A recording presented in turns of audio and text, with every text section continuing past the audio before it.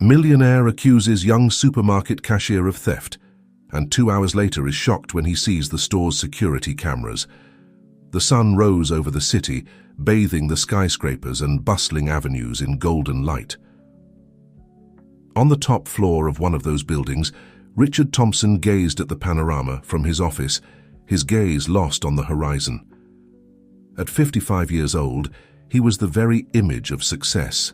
Impeccable suit, perfectly groomed salt and pepper hair, and a posture that exuded authority. However, his brown eyes, once sparkling, now looked dull, as if they carried the weight of 1,000 secrets.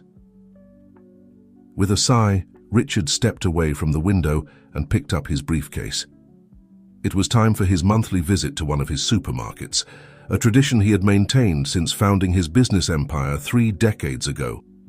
As the elevator descended, his mind wandered, as always, to the memory of Emily, his 8-year-old daughter who disappeared without a trace 7 years ago. The supermarket was bustling with activity when Richard entered. Employees and customers alike noticed his presence, some nodding respectfully, others nervously stepping out of his way. Richard walked the aisles with a critical eye, occasionally stopping to inspect a product or ask a curt question to an employee. It was then that he saw her, a young girl of about 15, chestnut hair pulled back in a ponytail, bright green eyes and a kind smile as she helped an elderly woman reach a product from a high shelf. For a moment, Richard's heart skipped a beat. That smile, it was identical to Emily's. Shaking his head to banish those thoughts, Richard continued his tour. However, upon reaching the fruit and vegetable section, he noticed something strange. His gold watch, a Rolex valued at over $50,000, was no longer on his wrist. The initial panic quickly gave way to anger. Richard looked around, searching for the culprit, when his eyes fell again on the young girl with the kind smile. Now she was at the cash register, ringing up a customer. Without thinking twice, Richard approached with long strides. "You!" he shouted, pointing at the girl. "Where's my watch?" The girl, whose name tag read Sarah, looked at him in confusion. "Excuse me, sir, I don't know what you're talking about." "Don't play dumb with me," Richard growled, his voice rising with each word. "You were near me a few minutes ago. Give me back my Rolex right now or I'll call the police." Sarah's face paled, her green eyes widening with fear and surprise. "Sir, I swear I haven't taken anything. You can search me if you want." "But I—" "Silence!" Richard roared, drawing the attention of everyone in the supermarket. "Manager, call security. Right now I want them to check the cameras and search this thief." The manager, a nervous, middle-aged man, nodded frantically and ran towards the security office. Sarah, meanwhile, remained in her place, trembling slightly but with her head held high. Her eyes never leaving Richard's. "Mr. Thompson," she said with a shaky but firm voice, "I assure you, you're making a mistake. I wouldn't steal anything, least of all from you. Please, there must be another explanation." Richard looked at her with disdain. "The only explanation is that you're a thief. You probably saw an opportunity and took it. How much do you think you could get for that watch on the black market? A year's worth of your miserable salary." Richard's words were like daggers, and Sarah felt tears threatening to spill. However, she stood her ground. "Sir, I understand you're upset, but please don't insult me. I'm an honest person and I work hard. I don't need to steal anything." At that moment, the manager came running back, sweat beading on his forehead. "Mr. Thompson, we've reviewed the camera footage from the last 30 minutes. Richard turned to him, a triumphant smile forming on his lips. "Well, where's my watch?" The manager swallowed hard, clearly uncomfortable. "Sir, your watch. It fell off your wrist when you were inspecting products in aisle 3. It's under the canned goods shelf." A deathly silence fell over the supermarket. Richard felt the color drain from his face, shame and guilt quickly replacing anger. Sarah, for her part, let out a sigh of relief, but her eyes now shone with a mixture of pain and resentment. I, Richard stammered, but the words seemed to catch in his throat. "Can I return to my work now, sir?" Sarah asked, her voice cold as ice. Richard nodded mechanically, unable to meet her eyes. As the manager ran to retrieve the watch, Richard noticed something he had overlooked in his fit of anger, a small pendant hanging from Sarah's neck, a pendant he would recognize anywhere in the world. The same pendant he had given Emily the day before her disappearance. The world seemed to stop for Richard. The voices around him became a distant murmur, and all he could see was that small piece of metal shining against Sarah's skin. "That pendant," he muttered, extending a trembling hand towards it. Sarah instinctively took a step back, her hand clutching the pendant protectively. "What about it?" Richard looked at her, really looked at her for the first time. Those green eyes, that nose shape, those lips. How had he not seen it before? Where did you get it?" he asked, his voice barely a whisper. Sarah frowned, clearly confused by Richard's sudden change in behavior. "I've always had it. It's the only thing I have from my real family. I grew up in an orphanage, and this is all I have left of my past." The words hit Richard like a punch to the stomach. His mind worked at full speed, connecting dots, remembering dates. Sarah was the age Emily would be now. The pendant, the resemblance. "Sarah," he said, his voice breaking slightly, "I need you to listen to me carefully. That pendant, I gave it to my daughter many years ago. She disappeared when she was 8 years old, and never—" The words died in his throat as he saw the look of shock on Sarah's face. The young girl took another step back, her hand still clutching the pendant as if it were a lifeline. "No," she said, shaking her head. "No, this can't be you. You just accused me of theft. You can't just come now and say that I could be—" "Please," Richard pleaded, extending a hand towards her. "I know I just made a terrible mistake, but this is bigger than that. If there's any chance that you're Emily, my daughter, we need to know." Sarah looked at him, her eyes filled with confusion, fear, and a hint of something else. "Hope. I don't know what to say. This is too much." At that moment, the manager returned with the watch, breaking the tension of the moment. "Mr. Thompson, here's your watch. It's in perfect condition." Richard took the watch mechanically, without taking his eyes off Sarah. "Thank you," he muttered. Then, addressing Sarah, he said, "I know this is sudden and that I have no right to ask you anything after how I've treated you, but please, could we talk? There's so much I need to know, so much to explain." Sarah looked around. Noticing that all eyes were on them, customers and employees alike watched the scene with a mixture of curiosity and amazement. "Not here," she finally said. "My shift ends in an hour. If you really want to talk, we can meet at the coffee shop on the corner." Richard nodded, grateful for the opportunity. "I'll be there," he promised. As Sarah returned to her post at the cash register, visibly shaken, Richard headed for the supermarket exit. His mind was a whirlwind of emotions: guilt for having unjustly accused Sarah, hope at the possibility of having found his lost daughter, and fear that it was all a cruel coincidence. As he stepped out onto the street, the afternoon sun momentarily blinded him. Richard blinked, adjusting to the light, and for an instant he thought he saw Emily's silhouette, his little 8-year-old, running towards him with open arms, but when he focused his gaze, the image vanished, leaving only the bustle of the city. With a shaky sigh, Richard headed towards the coffee shop. The next hour would be the longest of his life, but it could also be the beginning of something he had thought lost forever. Hope. The coffee shop on the corner was a cozy place, with the aroma of freshly brewed coffee permeating the air and the soft murmur of conversations filling the space. Richard Thompson, seated at a table away from the entrance, absent-mindedly stirred his coffee without taking a sip. His eyes never left the door, anxiously awaiting Sarah's arrival. The minutes passed like hours, and with each passing second, Richard's mind filled with more doubts and questions. What if Sarah decided not to come? What if it was all a cruel coincidence? How could he explain his behavior at the supermarket? Just as the clock marked an hour since their encounter at the supermarket, the coffee shop door opened. Sarah entered, her gaze scanning the place until it rested on Richard for a moment. She seemed to hesitate, but then she straightened her shoulders and walked towards him. "Mr. Thompson," she said, her voice tense but polite.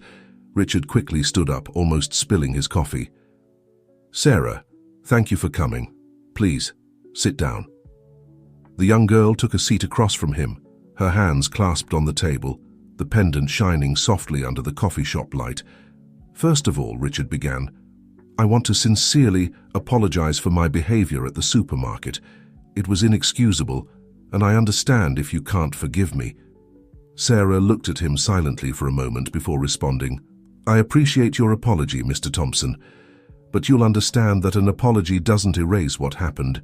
You accused me of being a thief in front of all my co-workers and customers, that's not something easily forgotten." Richard nodded, shame evident on his face. "I know, and I don't expect you to forget.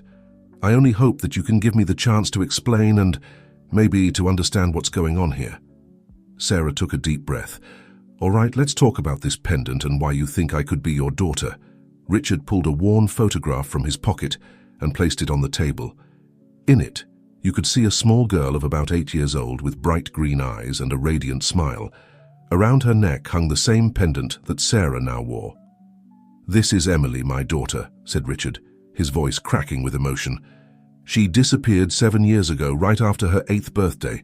I had given her that pendant the day before. It's a unique piece, designed specifically for her." Sarah took the photograph with trembling hands, her eyes moving from the image to Richard and back. I don't remember anything before. The orphanage.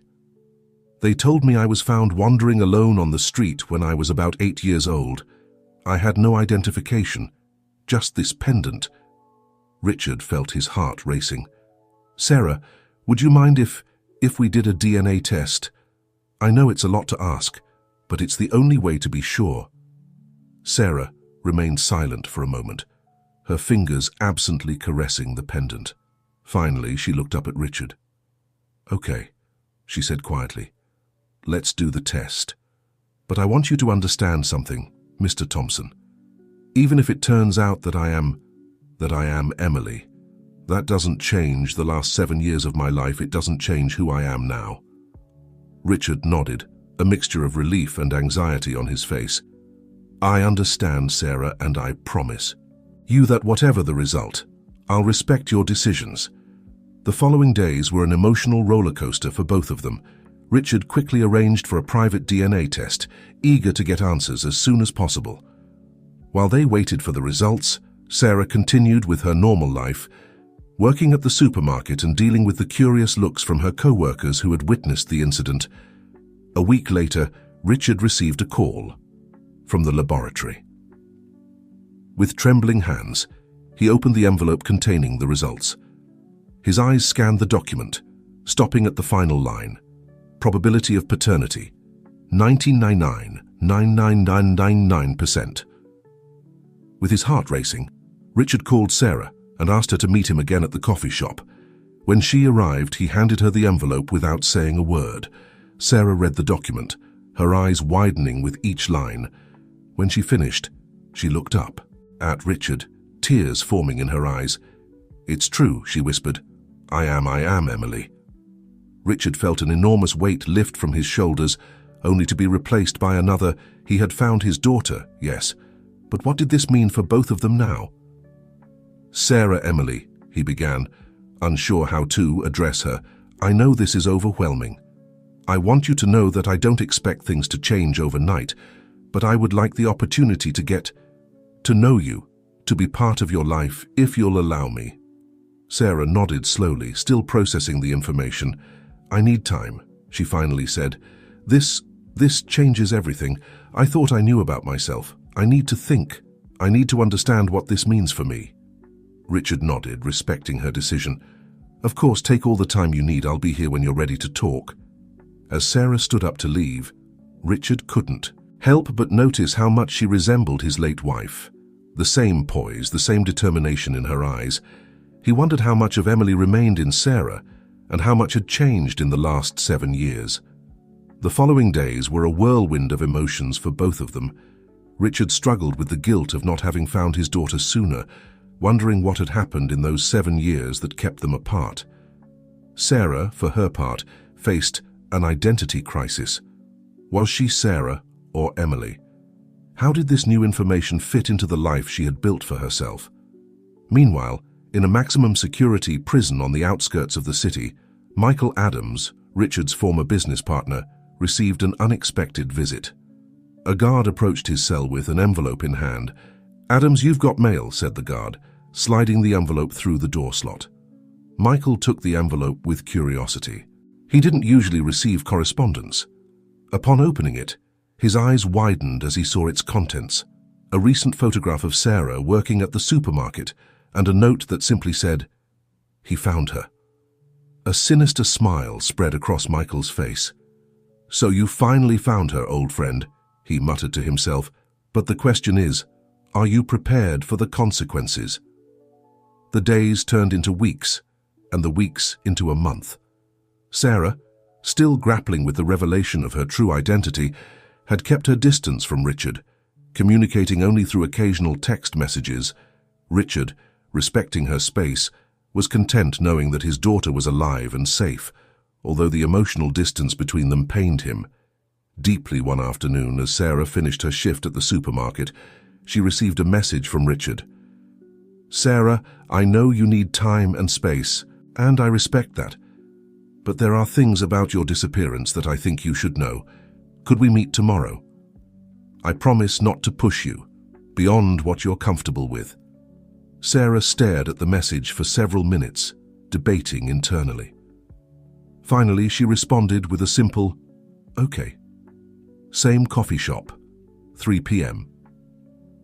The next day, Richard arrived at the coffee shop half an hour early, nervous and anxious about what he was about to reveal. When Sarah entered, she immediately noticed the tension on Richard's face. "Thank you for coming," Richard said as Sarah sat across from him. "What's this all about?" Sarah asked, getting straight to the point. Richard took a deep breath. "It's about the night you disappeared and about Michael Adams." The name made Sarah visibly tense. "Michael Adams? Your ex-partner?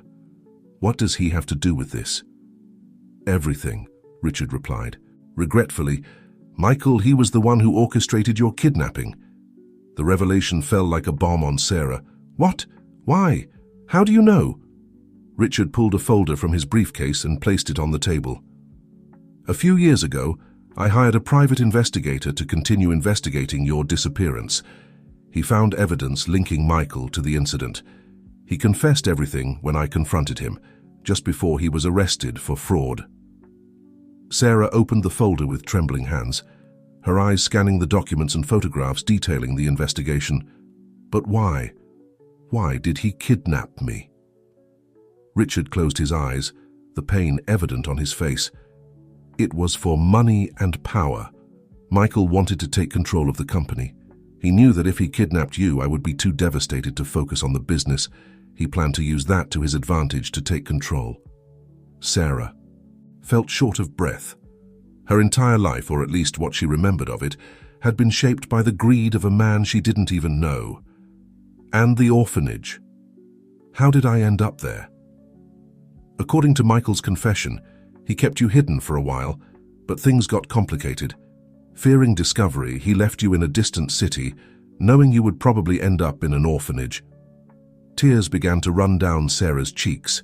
Years of unanswered questions, of feeling abandoned and rootless, all took on a new and painful meaning.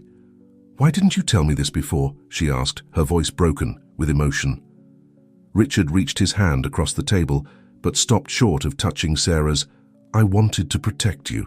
I wanted to be sure you were Emily before revealing something so painful. And honestly, I was afraid that you would blame me for not protecting you, for not finding you.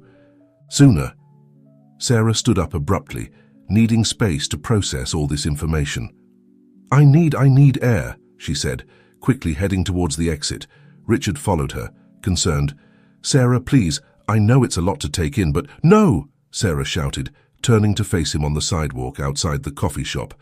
"You have no idea what this is like for me. My whole life, my whole identity has been a lie, and you knew and didn't. Tell me—" "I'm sorry," Richard said, his voice laden with remorse. "I know I should have told you sooner, but I was afraid of losing you again." Sarah looked at him, her eyes full of confusion and pain. "You already lost me 7 years ago, Richard, and now I don't know who I am. I don't know if I'm Sarah or Emily. I don't know if I can be your daughter. With those words, Sarah turned and quickly walked away, leaving Richard alone on the sidewalk, devastated and not knowing what to do. Meanwhile, in prison, Michael Adams received another unexpected visit. This time, it was his lawyer. "Mr. Adams," said the lawyer, "I have news. We've found a technicality in your case. There's a possibility we could get a significant reduction in your sentence, maybe even early release." Michael smiled, his eyes gleaming with malice. "Excellent," he said. "It seems things are about to get very interesting for the Thompsons." The days following the revelation were a whirlwind of emotions for Sarah. She immersed herself in her work at the supermarket, trying to maintain an appearance of normalcy, while her mind buzzed with unanswered questions and conflicting emotions. At night, she spent hours looking at old photographs of Emily that Richard had provided, searching in that smiling girl for some glimpse of the person she had become. Richard, for his part, respected the space Sarah needed, but worry consumed him. Each day that passed without news from her was torture. He debated between the desire to protect her and the need to give her the freedom to process everything on her own. A week after their last conversation, Sarah finally sent a message to Richard. "I need to talk to you. Can you come to my apartment tonight?" Richard's heart skipped a beat as he read the message. He immediately responded, confirming he would be there. That night, Richard found himself in front of the door of Sarah's modest apartment, his hand trembling slightly as he rang the doorbell. When Sarah opened the door, Richard immediately noticed the dark circles under her eyes, evidence of sleepless nights. "Come in," Sarah said, her voice tired but firm. Once inside, Richard observed the small but cozy space. Photos of Sarah with friends from the orphanage and co-workers decorated the walls, a tangible reminder of the life she had built without him. "I've been thinking a lot," Sarah began, sitting on the couch and indicating that Richard should do the same, "about who I am, about my past, about everything." Richard nodded, patiently waiting for her to continue. "I can't deny that I'm Emily," Sarah said, her eyes fixed on her clasped hands. "The evidence is clear, but I also can't simply stop being Sarah. This is the person I've become, the life I've built." "I understand," Richard said softly. "I don't expect you to stop being who you are now." Sarah looked up, her eyes meeting Richard's. "I want to get to know you, Richard. I want to know about the family I come from, about the life I had before, but I need you to understand that this will be on my terms. I can't just go back to being your little Emily." Richard felt a mixture of relief and anticipation. "Of course, how do you prefer I call you?" "Sarah," she replied with a small smile. "At least for now." "Sarah," Richard repeated, nodding. "I'm willing to do this however you want.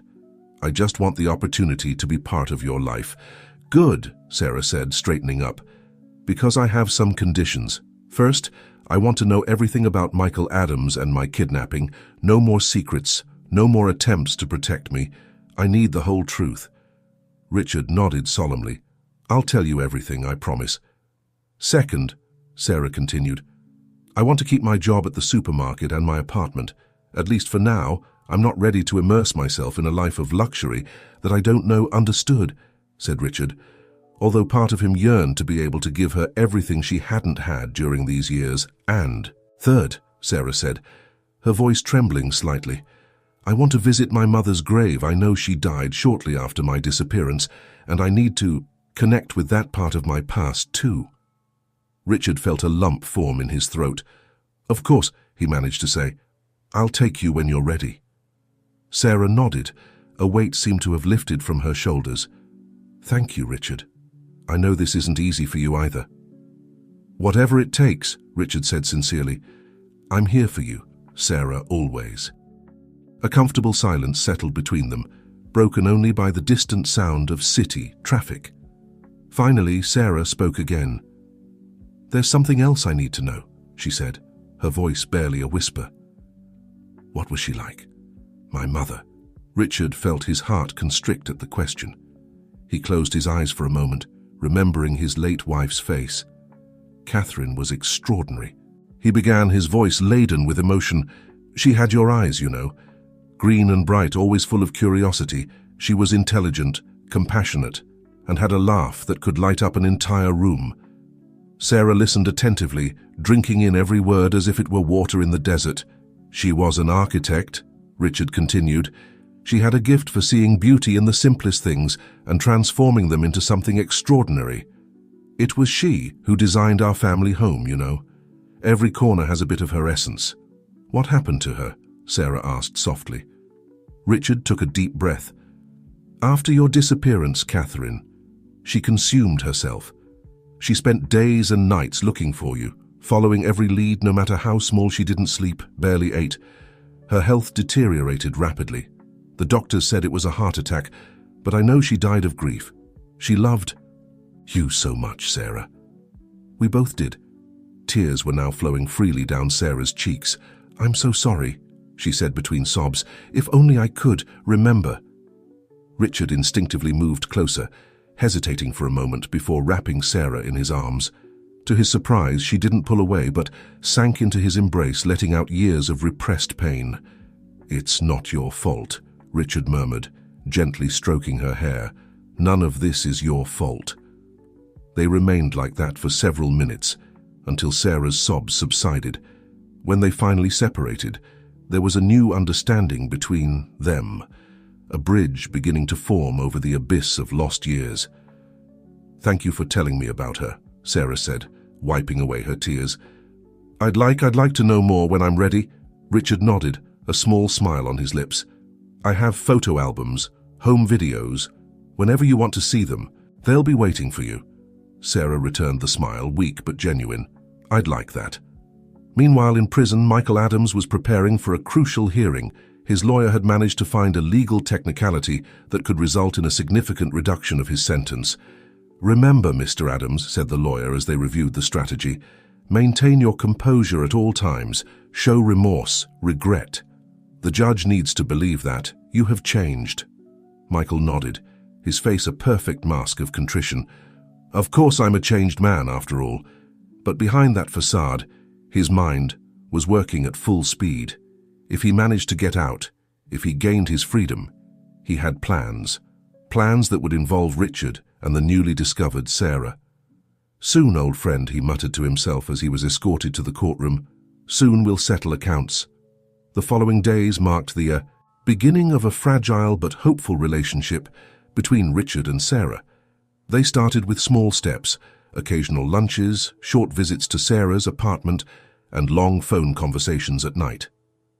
Little by little, Sarah began to open up, asking questions about her childhood, about the life she had before the kidnapping one afternoon. As they shared a coffee in the park near Sarah's apartment, she asked a question that took Richard by surprise. What was I like? I mean, what was Emily like? Richard smiled nostalgically. You are a force of nature. Even at 8 years old, you had a determination that surprised everyone. I remember once. When you were 6, you decided you wanted to learn to play the piano. You would spend hours sitting in front of your mother's old piano, practicing until your little fingers hurt. Sarah listened intently, trying to imagine that determined child. Did I play well? Richard chuckled softly. Honestly, at first it sounded like a cat was walking on the keys, but you improved quickly. For your 7th birthday, you surprised us all by playing Happy Birthday perfectly. A small smile formed on Sarah's lips.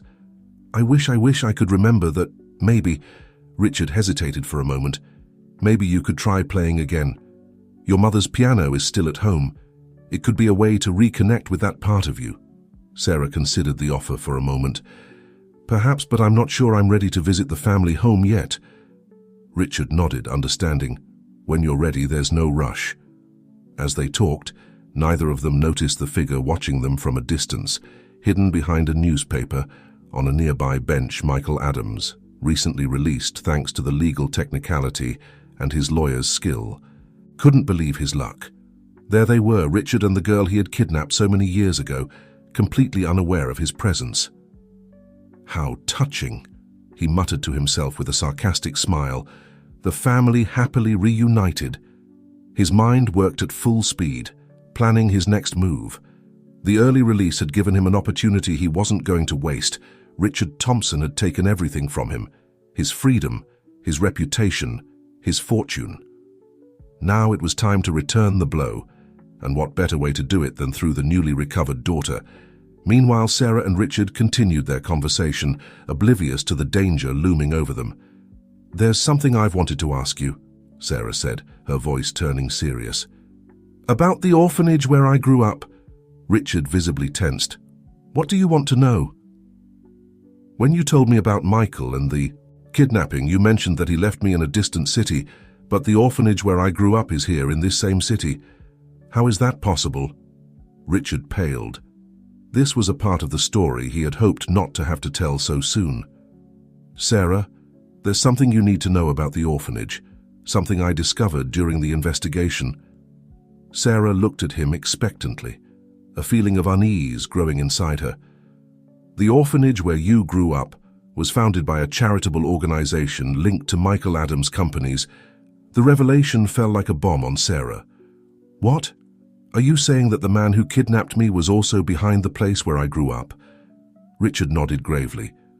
"We didn't know until years later Michael had established a network of orphanages as part of an elaborate philanthropic facade. It was his way of laundering money, and at the same time, maintaining a respectable public image."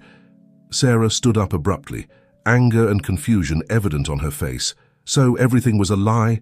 My whole childhood was part of his plan?" "No, Sarah, it's not like that," Richard said, trying to calm her. "The caregivers, the other children, your experiences there, all of that was real. Michael only provided the funding. He didn't control the day-to-day operations of the orphanage." But Sarah barely heard him.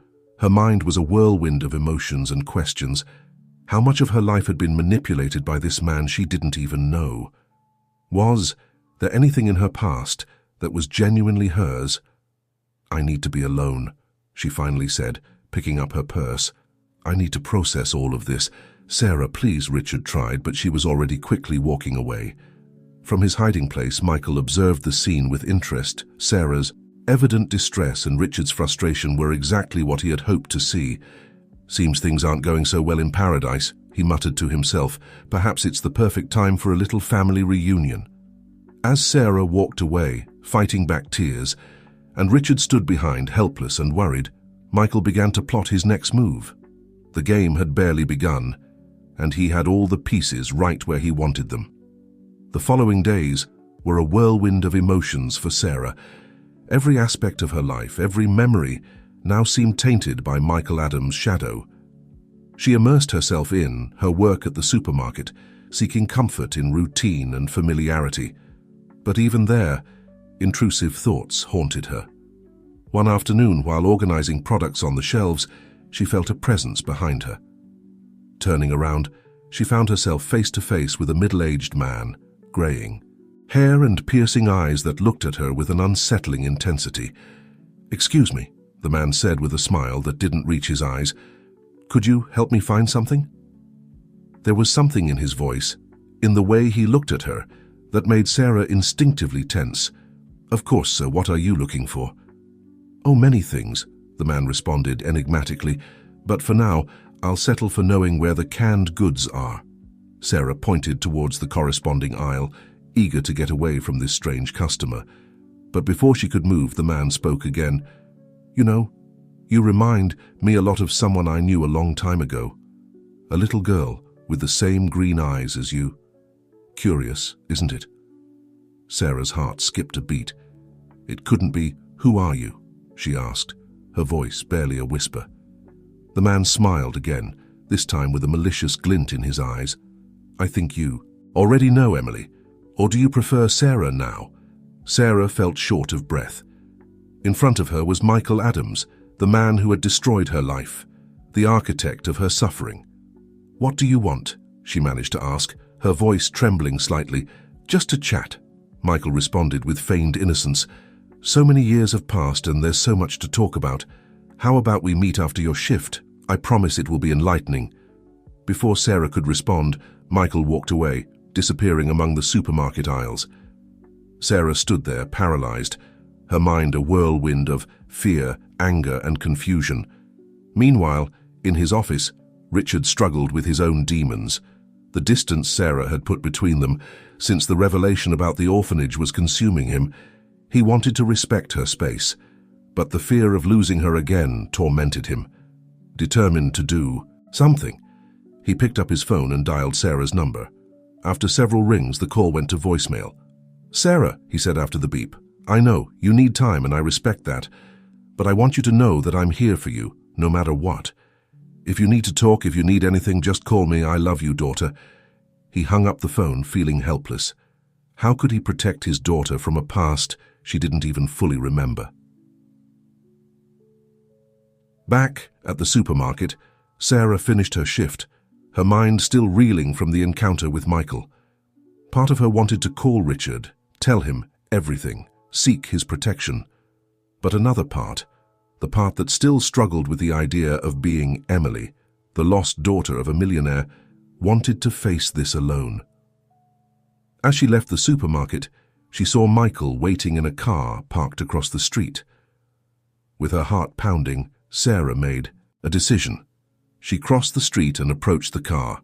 "Talk," she said, her voice firmer than she felt. "What is it that you want?" Michael smiled, opening the passenger door. "Get in. We have a lot to talk about, and believe me, you'll want to hear what I have to say." Sarah hesitated for a moment. Every fiber of her being screamed at her to walk away, to call Richard, to seek help. But the need for answers, to finally understand her past, was stronger.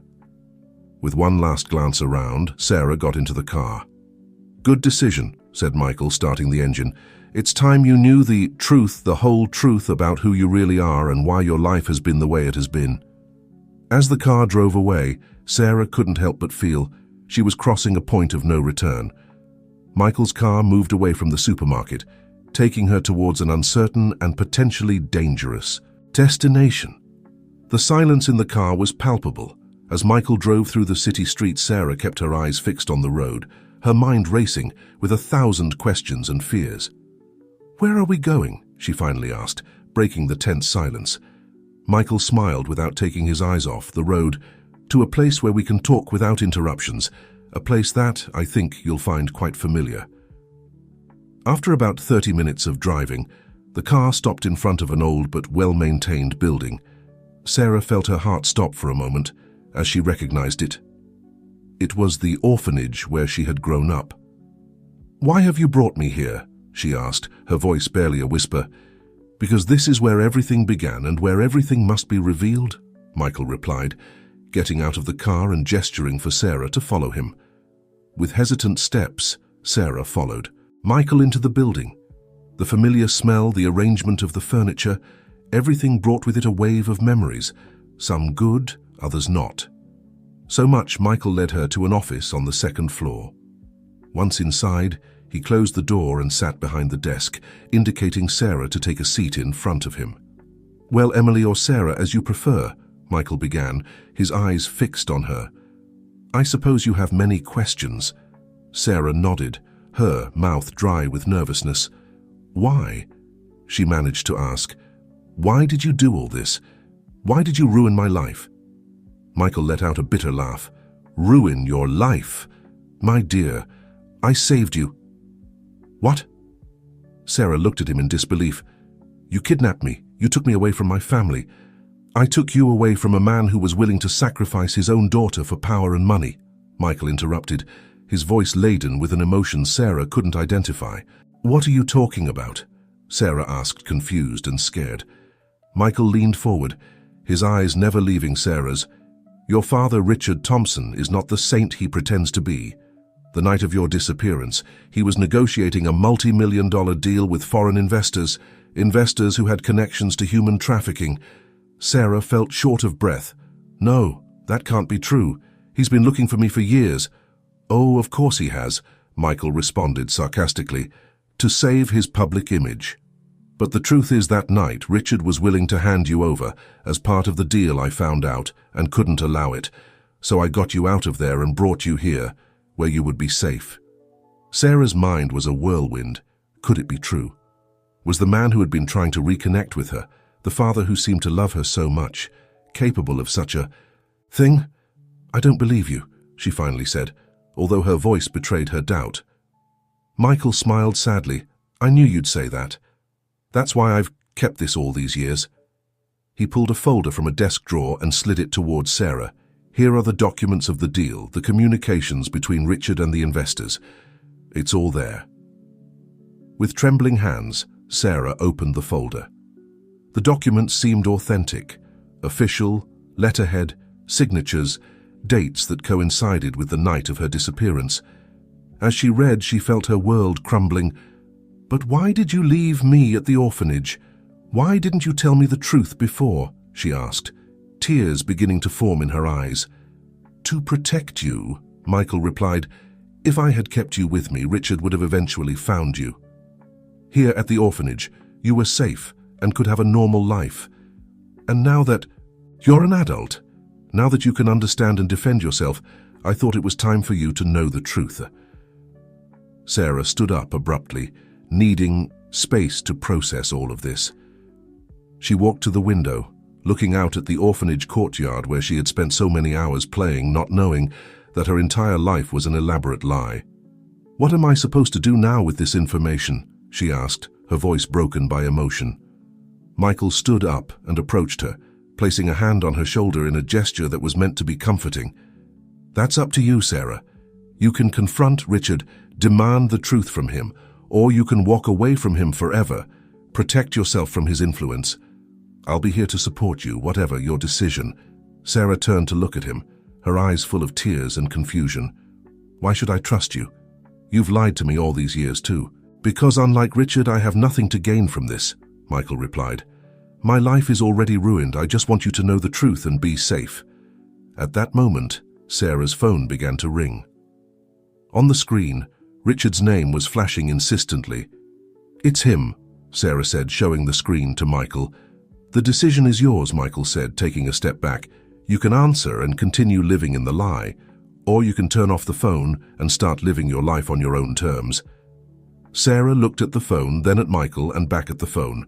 Her finger hovered over the answer button, trembling slightly. At that moment, her entire life, past and future, seemed to depend on this simple decision. Would she answer? Would she confront Richard with this new information? Or would she turn off the phone and walk away from everything and everyone she had come to know in recent weeks? The answer to these questions would change the course of her life forever. The sound of the phone resonated in the office, each ring seeming to last an eternity. Sarah stared fixedly at the screen, Richard's name flashing insistently. Her mind was a whirlwind of conflicting emotions, trust and betrayal, love and hate, hope and despair. Finally, with a quick motion, Sarah rejected the call and turned off the phone. Michael smiled subtly. "You've made a wise decision, Sarah. Now we can talk without interruptions." But Sarah wasn't listening. Her mind was elsewhere, recalling every interaction she had had with Richard since their reunion. Were there signs of deception in his eyes, guilt in his voice, or had it all been a masterful performance? "I need time," she finally said, her voice barely a whisper. "I need to think, to process all of this." Michael nodded, understandingly. "Of course, take all the time you need. But remember, Sarah, now that you know the truth, you can't go back to ignorance. Every moment you spend with Richard will be a moment when you'll be in danger." Sarah shuddered at his words. "What do you suggest I do?" "Disappear," Michael replied without hesitation. "Start a new life, far from here, far from Richard, and everything he represents. I can help you do it, give you the resources you need to start over." The offer was tempting, an opportunity to escape all the pain, the confusion, the lies, but something inside Sarah resisted. "I can't just leave," she said, shaking her head. "I have friends, a job, a life here." "A life built on lies," Michael reminded her. "Can you really continue living like this, knowing what you know now?" Sarah had no answer for that. She felt trapped, torn between the desire to flee and the need to face the truth, whatever it might be. "I need to get out of here," she finally said, heading towards the door. Michael didn't try to stop her. "I'll be here when you're ready to talk again. Remember, Sarah, I only want what's best for you." Sarah left the orphanage feeling more lost than ever. The city streets, once familiar and comforting, now seemed strange and threatening. Every face that passed could be a spy for Richard. Every shadow could hide a danger. Not knowing where to go, Sarah wandered the city for hours. Her steps eventually led her to a small park where she used to play as a child during her rare days out from the orphanage. She sat on a bench watching children play, their laughter a painful reminder of the childhood that was stolen from her. Meanwhile, in his mansion, Richard was frantic. He had tried calling Sarah several times, each unanswered call, increasing his anxiety. What if something had happened to her? What if someone had recognized her? And no, he couldn't allow himself to think like that. Making a decision, Richard grabbed his keys and left the mansion. He would drive to Sarah's apartment and wait there until she appeared. He needed to see her, make sure she was okay. In the park, Sarah finally made a decision. She couldn't run away, not without confronting Richard first. She needed to hear his version of the story, to see his eyes when she asked him about that fateful night. With trembling hands, she turned on her phone immediately. An avalanche of notifications of missed calls and messages from Richard flooded the screen. The last message simply said, "I'm at your apartment. Please, Sarah, I need to know you're okay." Sarah took a deep breath. It was time to face the truth, whatever it might be. With determined steps, she headed towards her apartment, towards the confrontation that would change her life forever. As she walked, she didn't notice the figure following her at a distance, observing her every move. Michael Adams smiled to himself. The pieces were in place. Soon, very soon, he would have his revenge. Sarah's heart was pounding as she climbed the stairs to her apartment. Each step brought her closer to a truth she feared but needed to know. When she reached her door, she paused for a moment, gathering the courage necessary for what was to come next. As she opened the door, she saw Richard sitting on the couch, his face a mask of worry and relief upon seeing her. "Sarah!" he exclaimed, quickly standing up. "Thank God you're okay, I was so worried." But he stopped when he saw the expression on Sarah's face. It wasn't the look of a daughter relieved to see her father, it was the look of someone who had seen behind the veil and didn't like what she had found. "We need to talk," Sarah said, her voice cold and distant. Richard nodded slowly, feeling that something had irrevocably changed. "Of course. What's going on?" Sarah closed the door behind her and remained standing, maintaining the distance between them. "I want you to tell me about the night I disappeared." "Everything." Richard visibly paled. "Sarah, I've already told you everything I know. It was a normal night. You were in your room, and when we went to check on you in the morning, you had disappeared." "You're lying," Sarah said, her voice trembling slightly. "That night, you were negotiating a deal that involved me." Richard's eyes widened. "What? Sarah, I don't know what you're talking about. Who told you that?" "Michael Adams," Sarah replied, carefully observing Richard's reaction. Richard's face went from shock to anger in a matter of seconds. "Michael, you've talked to him. Sarah, that man is dangerous. You can't believe a word he says." "He showed me documents, Richard," Sarah continued, pulling out copies of the papers Michael had given her. "Documents that prove you were willing to hand me over as part of a deal with human traffickers." Richard took the documents with trembling hands, his eyes quickly scanning the pages. This is a forgery, Sarah. You have to believe me. I would never do something like that. You're my daughter. I love you more than anything in this world." Sarah wanted to believe him. Part of her screamed to trust the man who had been searching for her for years, who had cried with joy upon finding her. But another part, the part that had grown up distrusting the world, told her to be careful. "Then explain to me," she said, crossing her arms. "Explain to me why these documents exist, why Michael has them, and why I should believe you and not them." Richard ran a hand through his hair, visibly distressed. "Sarah, that night I was indeed negotiating a deal, but it wasn't anything illegal and it certainly didn't involve you. It was a business agreement with a foreign company to expand our operations." "And Michael?" Sarah asked, still skeptical. "Michael was my partner back then," Richard explained. He was aware of the deal, but he didn't agree with the expansion. He wanted to keep the business more controlled. We had a big argument that night right before we discovered your disappearance." Sarah processed every word, looking for signs of deception. "Why hadn't you told me this before?" "Because I'm ashamed," Richard admitted, his voice breaking slightly. "That night, I was so focused on the business that I didn't pay you the attention I should have. I blame myself every day for that. If I had been more attentive, maybe you would have been safe." Tears began to form in Sarah's eyes. She wanted to believe him, but years of distrust don't vanish easily. "How do you explain these documents then?" Richard looked at the papers again. "These are elaborate, but they're forgeries. Look at the date at the top. It's from 7 years ago. But look at the company logo. This design was implemented only 5 years ago. It's a mistake that someone who wasn't inside the company could easily make." Sarah took the documents, examining them carefully. Indeed, the detail Richard pointed out was evident once he mentioned it. "Michael was always skilled with details," Richard continued, "but even he can make mistakes, Sarah. I know it's hard to believe after everything you've been through, but I swear on your mother's memory that I would never ever have put you in danger." The mention of her mother made Sarah look up. She saw tears in Richard's eyes, a vulnerability she hadn't seen before.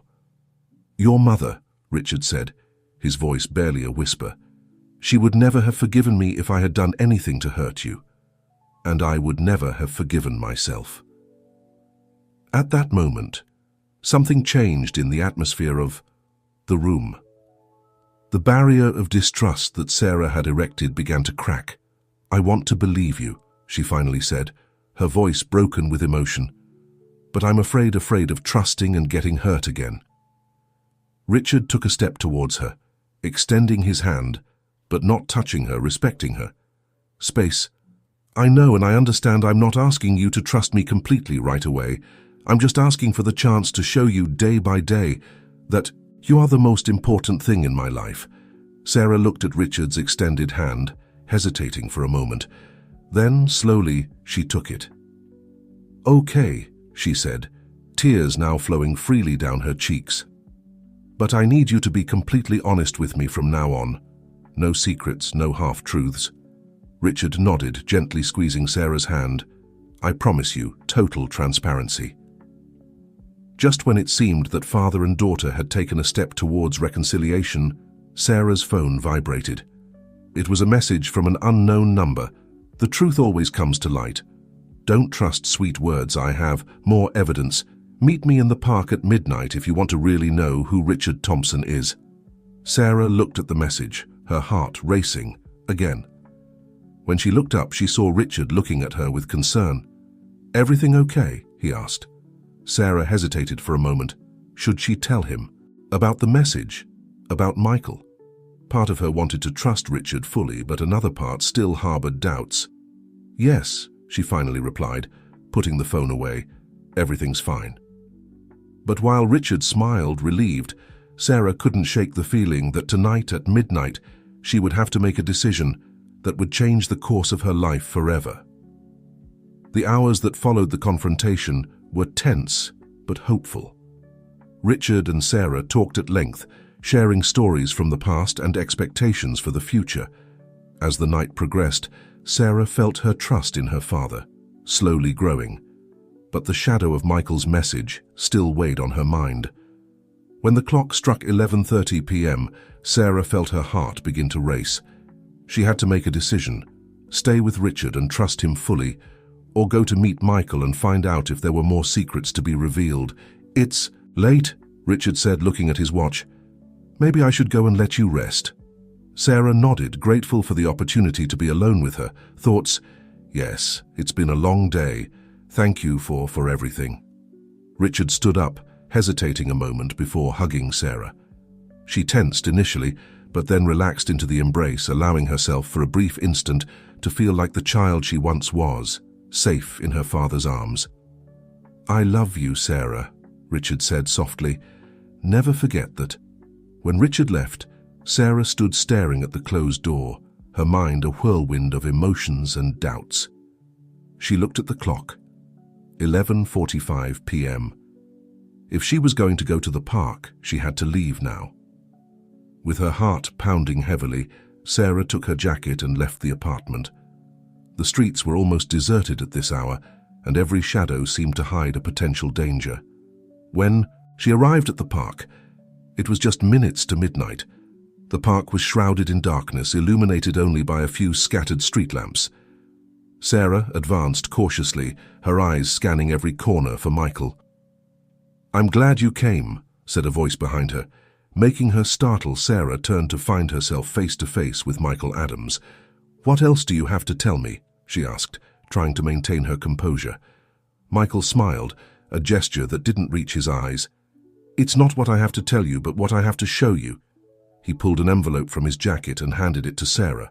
With trembling hands, Sarah opened the envelope. Inside were photographs. Richard, meeting with suspicious-looking men, documents with official signatures and seals, and most disturbingly, a photo of her as a child, asleep in what appeared to be the back seat of a car. "What is this?" she asked, her voice barely a whisper. "The truth that Richard doesn't want you to know," Michael replied. "That night he handed you over to those men. I managed to intercept them and rescue you before it was too late." Sarah felt short of breath. The photos seemed authentic, but how could she be sure? "Why should I believe you?" "Because unlike Richard, I have nothing to gain from this," Michael said. "My life is already ruined. I just want you to know the truth and be safe."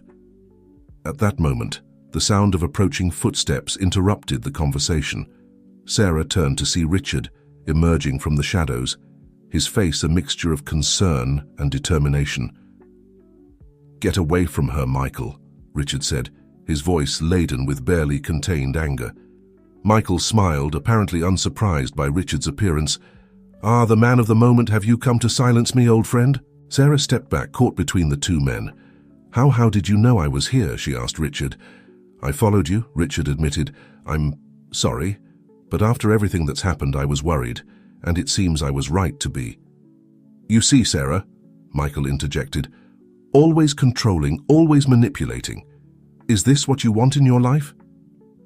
Richard took a step forward. "Don't listen to him, Sarah. Michael has always been a master of manipulation.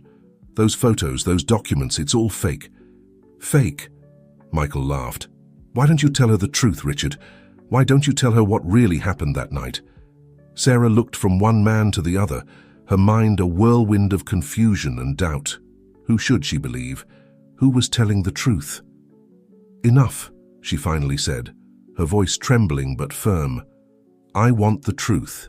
The whole truth. Now." Silence fell over the park, interrupted only by the distant sound of night traffic. Richard and Michael looked at each other, years of history and secrets weighing between them. "Very well," Richard finally said, his voice tired but determined. "It's time you knew everything, but not here. Let's go home, Sarah. I'll tell you everything that happened that night and why Michael is so determined to destroy us." Michael stepped forward, his hand moving towards his pocket. "You're not going anywhere until—" But his words were interrupted by the sound of approaching sirens. Police lights suddenly illuminated the park. "What have you done?" Michael growled at Richard. Richard simply shook his head. "It wasn't me, but it seems your past has finally caught up with you, Michael." As police cars pulled up nearby and officers began to approach, Sarah found herself in the middle of a scene. That seemed straight out of a movie. Her past, present and future seemed to converge at this crucial moment. The police car lights illuminated the park, creating a surreal scene. Sarah, stunned, watched as the officers approached cautiously, their hands near their weapons. "Michael Adams," one of the officers shouted, "you're under arrest for violation of parole and new fraud charges." Michael, cornered, looked frantically around, searching for an exit.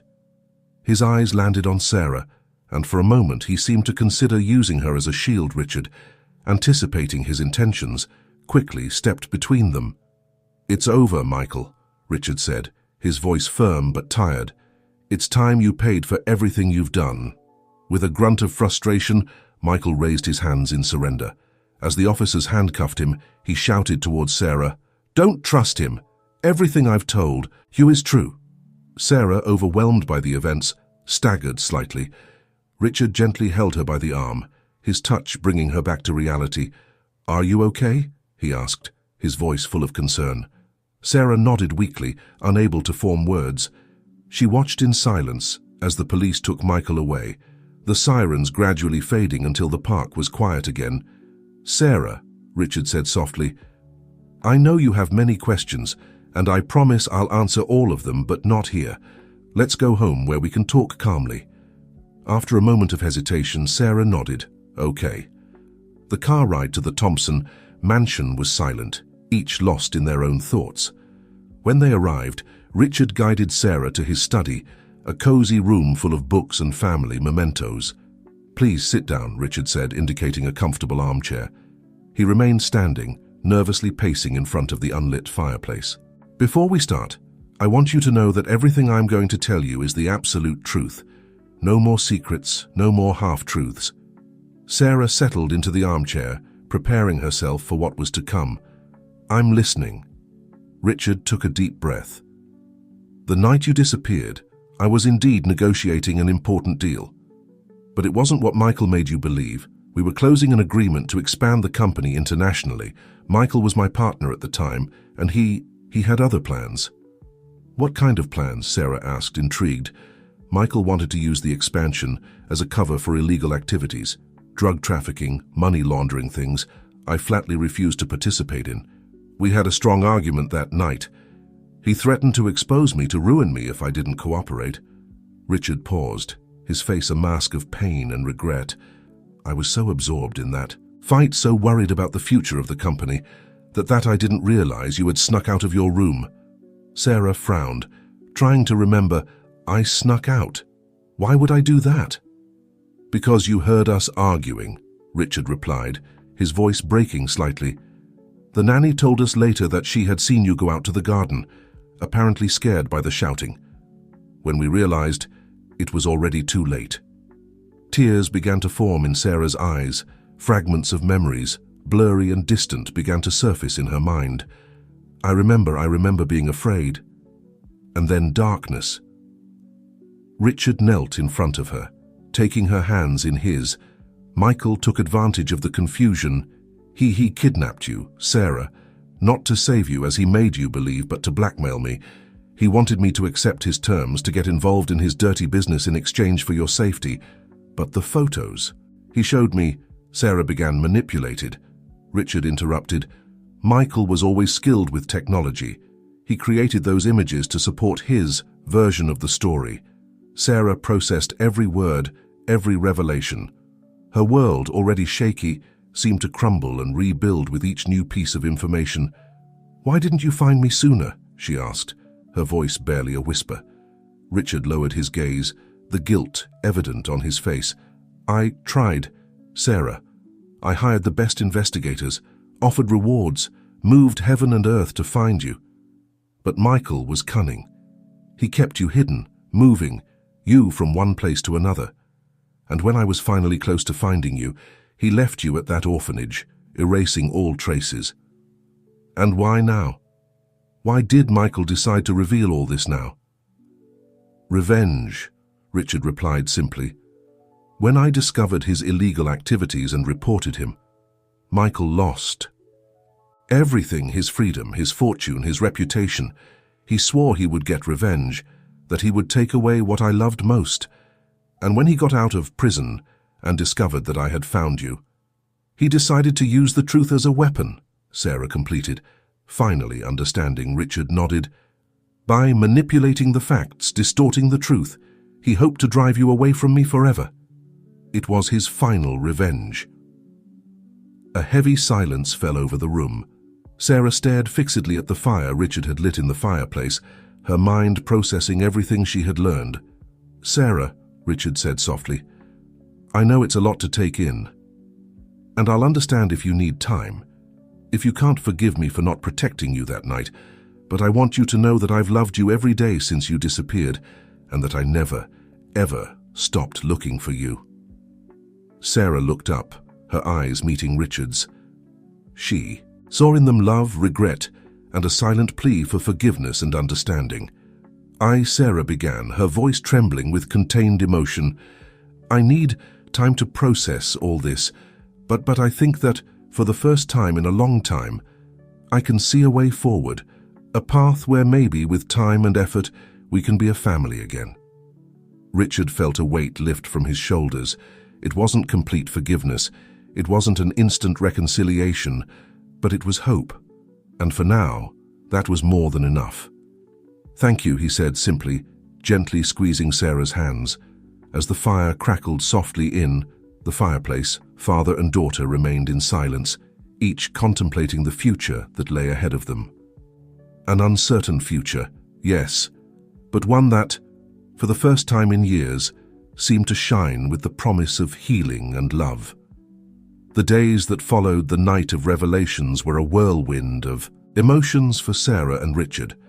Both navigated uncharted territory, trying to rebuild a relationship that had been brutally interrupted years ago. Sarah decided to take some time off from her job at the supermarket to process everything she had learned. Richard, respecting her space but eager to reconnect, offered her to stay at the family mansion. You don't have to if you're not comfortable, he assured her, but your old room is still there, exactly as you left it, and there's plenty of space if you prefer a different room. After consideration, Sarah accepted. Entering the Thompson mansion was like stepping through a time portal. Family photos adorned the walls, capturing happy moments from a past that seemed to belong to another life. Her old room was a sanctuary of memories, stuffed animals, children's books, and a collection of dolls that instantly awakened echoes of memory. In her mind, "May I?" she asked, pointing to a porcelain doll in a blue dress. Richard nodded, excited. Of course it was your favorite. You called her Lily. Sarah took the doll in her hands, gently stroking its blonde hair. Suddenly, a vivid memory hit her. It was her 6th birthday. Richard entered the room with a large package wrapped in shiny paper. "Happy birthday, princess," he said, his face lit up with a smile. Sarah opened the gift enthusiastically, revealing the beautiful porcelain doll. "It's perfect, Daddy, thank you." Tears began to run down Sarah's cheeks. "I remember," she whispered. "I remember this day." Richard, moved, approached, but stopped, unsure if he should hug her. Sarah, however, closed the distance between them and sank into his arms, sobbing softly. The days turned into weeks, and little by little, Sarah and Richard began to rebuild their relationship. They shared meals, looked at old photo albums, and Richard told her stories from her childhood, helping her fill in the gaps in her memory. One afternoon, as they walked through the garden, Sarah stopped in front of a beautiful rose bush. "Your mother planted them," Richard explained. "She said each rose represented a year of our love." Sarah gently caressed a petal. "I wish I could have known her better." "She would be so proud of you," Richard said, his voice laden with emotion. "Of the strong and brave woman you've become." Sarah smiled, grateful for his words. "Tell me more about her." And so, sitting on a garden bench, Richard shared stories of Catherine, her contagious laughter, her passion for architecture, her unconditional love for her family. Meanwhile, in prison, Michael Adams faced the consequences of his actions. His revenge plan had failed, and now he faced a long sentence for his new crimes. One day he received an unexpected visit. Sarah entered the visiting room, her face a mask of determination. "Have you come to gloat?" Michael asked bitterly. Sarah shook her head. "I've come to tell you that I forgive you." Michael looked at her, surprised. "What? I'm not doing it for you," Sarah continued. "I'm doing it for me, because carrying this hatred and resentment only hurts me. So I forgive you, and with this, I close this chapter of my life." Without waiting for a response, Sarah stood up and left, leaving a stunned Michael and, for the first time in years, genuinely remorseful. Back at the Thompson mansion, Sarah found Richard in his study, reviewing some documents. "How did it go?" he asked. Concerned, Sarah smiled, feeling as if a weight had been lifted from her shoulders. "Well, I think I can finally leave the past behind and focus on the future." Richard nodded, proud of his daughter's strength. "And how do you see that future?" Sarah thought for a moment. "Different, exciting, I want to learn more about the family business, maybe even study business administration, and I'd like us to work on it together." Richard's eyes lit up with joy and pride.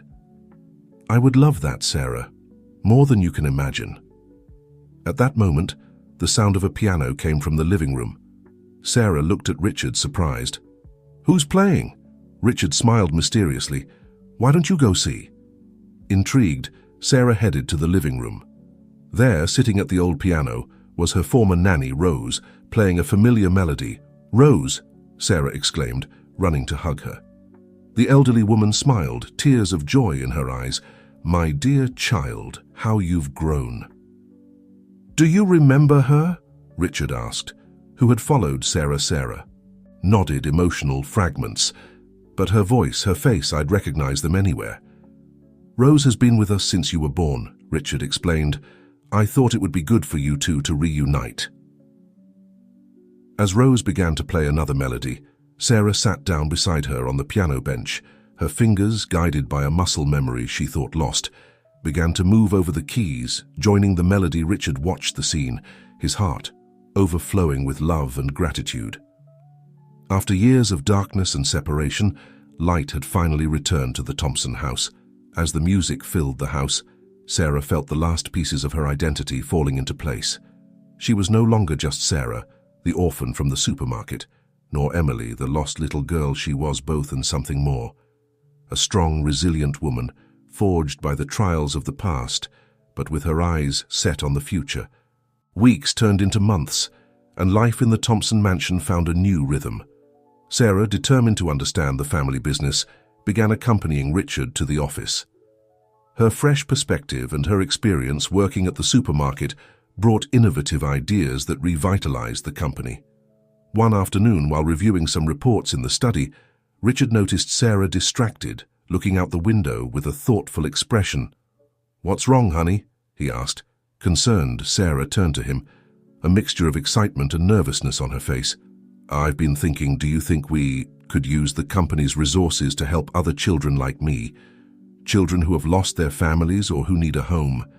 Richard felt his heart swell with pride. "I think that's a wonderful idea. In fact, what would you say if we created a foundation? We could call it the Emily Foundation, in honor of the girl you were and all the children who need help." Sarah's eyes lit up with enthusiasm. "Yes, we could provide education, medical care, even help with adoption processes. And maybe we could start by renovating the orphanage where I grew up." "That sounds perfect," Richard nodded. "And I think your mother would be immensely proud of you for this." Sarah smiled, a mixture of joy and nostalgia in her expression. "I wish she were here to see it." "She is here," Richard said softly, placing a hand over Sarah's heart. "In every decision you make, in every act of kindness, I see so much of her in you." Moved, Sarah hugged her father, allowing herself to fully feel the love and connection that had been denied to her for so long. The following months were a whirlwind of activity. The Emily Foundation became a reality and soon began to make a real difference in the lives of needy children. Sarah immersed herself in the work, finding a purpose and passion she had never experienced before. A year after their reunion, Richard and Sarah visited the orphanage where she had grown up. But this time, it wasn't a melancholic visit to the past, but a glimpse into the future. The building, once deteriorated, now shone with a new coat of paint. The courtyards, previously neglected, were full of playground equipment and children's laughter. As they toured the renovated facilities, Sarah noticed a small girl sitting alone in a corner of the yard, hugging a worn teddy bear. Something in the girl's lost gaze touched a sensitive fiber in Sarah. She approached and knelt beside the little one. "Hello," she said softly. "What's your name?" The girl looked at her with big brown eyes. "Lucy," she responded timidly. "That's a beautiful name, Lucy." Sarah smiled. "You know, I used to live here too when I was little." Lucy's eyes widened in surprise. "Really? And did you find a family?" Sarah nodded, looking at Richard, who was watching the scene with emotion. "Yes, I found it. And I know you'll find yours too." As Sarah talked with Lucy, Richard felt a wave of love and pride so intense it almost overwhelmed him. Seeing his daughter, who had suffered so much, extend her hand to help others was more than he had ever dreamed of. That night, back at the mansion, Sarah found Richard in the garden contemplating the stars. "Dad," she said, the words still new but increasingly natural on her lips. Richard turned, smiling. "Yes, honey. I've been thinking about Lucy and all the children at the orphanage. I was wondering if maybe we could consider adoption." Richard looked at her, surprised but moved. "Are you sure? It's a big responsibility." Sarah nodded, determined. "I know, but after everything we've been through, after everything I've learned about love and family, I feel it's the right thing to do. I want to give a child the home that I lost and regained." Richard hugged his daughter, tears of joy in his eyes. "I think you're the bravest and most compassionate person I know, and if this is what you want, count me in." As they embraced under the starry sky, Sarah felt a peace she had never experienced before. The path had been long and difficult, full of pain and loss, but here, in this moment, with her, father by her side, and the future full of possibilities, Sarah knew that she had finally found her place in the world. The Thompson story didn't end here. In fact, in many ways, it was just beginning. With each day, with each act of love and generosity, they wrote a new chapter, one filled with hope, forgiveness, and the transformative power of family love. And so, as night enveloped the Thompson mansion, father and daughter remained in the garden, contemplating the stars and dreaming of the bright future that awaited them.